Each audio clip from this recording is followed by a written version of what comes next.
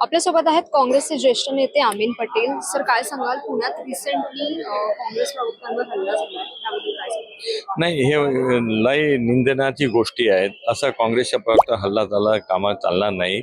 सरकारने त्याच्यावर कठोर कारवाई केली पाहिजे. जे लोकांनी हल्ला केलाय त्यांना अटक झाली पाहिजे, अशी आमची मागणी आहे. सर, एकूणच बघायला गेलं तर अजूनही सभागृहाला किंवा याला विरोधी पक्ष नेता मिळालेला नाहीये. विरोधकांची सातत्यानं मागणी होतीये विरोधी पक्षासाठी, यावर काय भूमिका आहे? आणि ती सातत्याने मागणी आहे की विरोधी पक्ष खालच्या हाऊसमध्ये नाही, वरच्या हाऊसमध्ये दिले पाहिजे.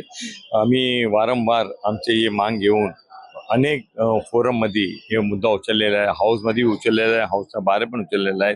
लवकरात लवकर, कारण काय, डेमोक्रेसीमध्ये सत्ताच्या जिथं महत्व आहे तिथेच महत्व विरोधांचं आहे. जे सभागृहाचे जे नेते आहेत त्यांच्याच विरोधी पक्षाला त्यांचा मान आहे. लवकरात लवकर विरोधी पक्ष नेत्यांची नेमणूक झाली पाहिजे. गव्हर्नमेंटने त्यांचं नाव अनाऊन्स केले पाहिजे. सर, एकूणच पाहायला गेलं तर हे अधिवेशन, अर्थसंकल्पीय अधिवेशन अजित पवारांविना होतंय. काल शोकसभा पार पडली, विविध नेत्यांनी, मोठमोठ्या नेत्यांनी प्रतिक्रिया दिली आहे. काय वाटतं? अजित दादा महाराष्ट्राचा एक प्रोग्रामी नेता होता. त्यांचा महाराष्ट्राचे रुरल आणि अर्बनमध्ये मोठी पकड होती, त्यांना माहीत होता.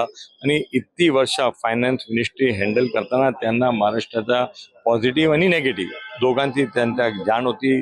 त्यांच्या फायनान्सवर कंट्रोल होता. ते नाहीत, पण देवेंद्र फडणवीस साहेब ते मांडणार आहोत.